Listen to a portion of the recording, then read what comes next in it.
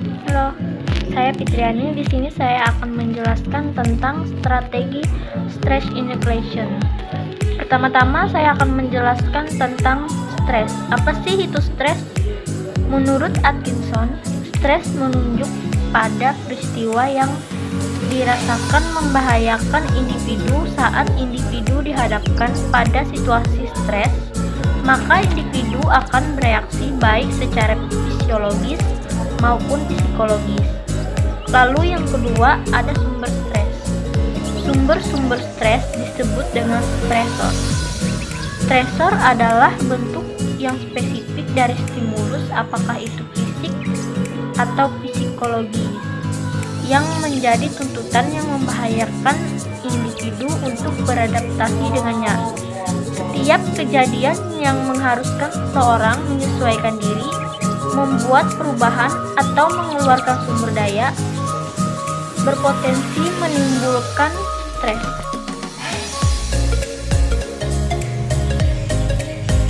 Perkenalkan, nama saya Patricia Yolanda dengan NIM 193030216035. Di sini saya akan membahas materi terkait proses stres dan pengertian coping stress.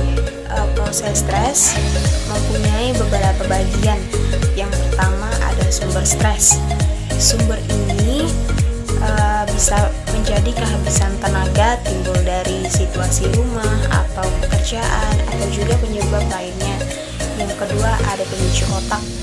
Kita bisa merasakan ancaman seperti kita memiliki perasaan negatif dan emosi seperti marah, takut, rasa bersalah, dan juga rasa khawatir. Dan yang ketiga ada stress respon. Pikiran dan tubuh mengaktifkan respons. Yang keempat, mengatasi stres. Anda bisa mengaktifkan strategi coping ini dengan cara tindakan atau pikiran yang membantu Anda mengurangi perasaan yang tidak menyenangkan. Pengertian coping stress merupakan respons organisme untuk menyesuaikan diri dengan keadaan yang menguntungkan. Strategi mengatasi masalah dapat muncul sebagai respons terhadap satu peristiwa atau antisipasi terhadap catatan yang akan datang. Beberapa ahli juga mengemukakan pengertian dari coping stress. Yang pertama adalah Lazarus. Lazarus menyatakan bahwa coping adalah suatu proses untuk menata suatu situasi yang membebani atau melebihi kemampuan sumber daya individu. Dan yang kedua ada menurut Luhey, adalah suatu usaha yang dilakukan individu untuk mengatasi sumber stres atau mengontrol reaksi individu terhadap sumber stres tersebut. Coping ini mengacu pada usaha untuk mengontrol, mengurangi atau belajar menoleransi ancaman yang bisa membawa seseorang pada stres. Dan yang ketiga ada menurut Stone dan juga menurut Neo. Coping termasuk segala usaha yang disadari untuk menghadapi tuntutan yang penuh dengan tekanan. Oke, hai guys. Jadi di sini saya akan menjelaskan bagian yang C tentang stress inoculation. Nah, di sini yang pertama, pengertian stress inoculation. Stress inoculation atau SI adalah strategi konseling yang dimaksudkan untuk membantu konseli menangani peristiwa stres dengan sukses. Nah, di sini yang kedua yaitu prosedur stress inoculation.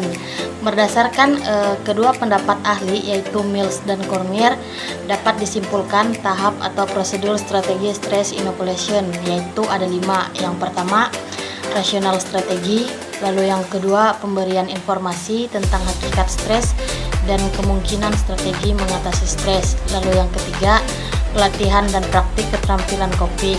Nah, yang keempat penerapan keterampilan coping pada masalah, lalu yang kelima atau yang terakhir yaitu pemberian tugas kepada konseli.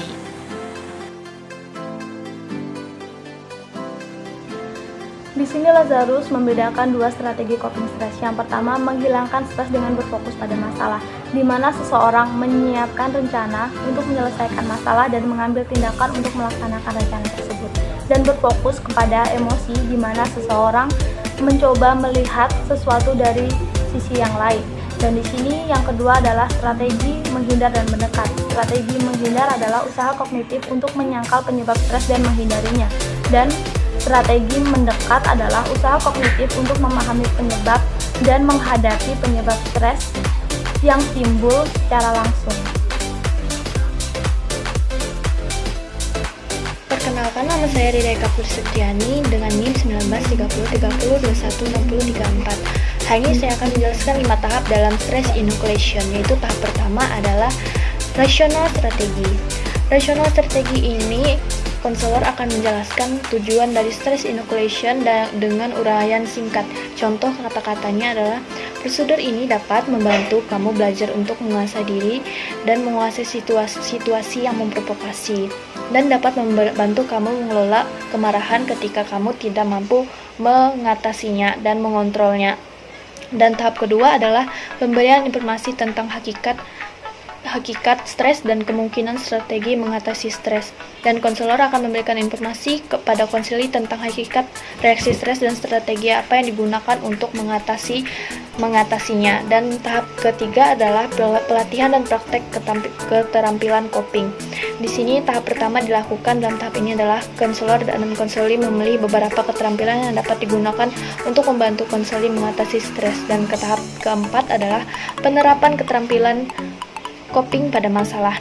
Dan di sini sebelum diinstruksikan untuk menerapkan keterampilan coping dalam kehidupan sehari-hari, konseli melakukan simulasi latihan coping yang diberikan oleh konselor dan mempraktikkan keterampilan coping tersebut dalam metode simulasi untuk membantu meningkati praktis mengatasi stres secara nyata, termasuk latihan visualisasi, pemodelan, dan learning dan sebagainya. Dan tahap kelima adalah tahap terakhir, yaitu pekerjaan rumah dan tindak lanjut. Pekerjaan rumah diberikan ketika konseli telah mempelajari stress inoculation, dan konseli diminta menggunakan catatan harian untuk mencatat situasi tertentu. Keterampilan coping yang digunakan, data hasil catatan harian dapat digunakan untuk menentukan sejauh mana kemajuan yang telah dicapai oleh konseli. Sekian yang saya sampaikan, atas kurang dan lebihnya terima kasih.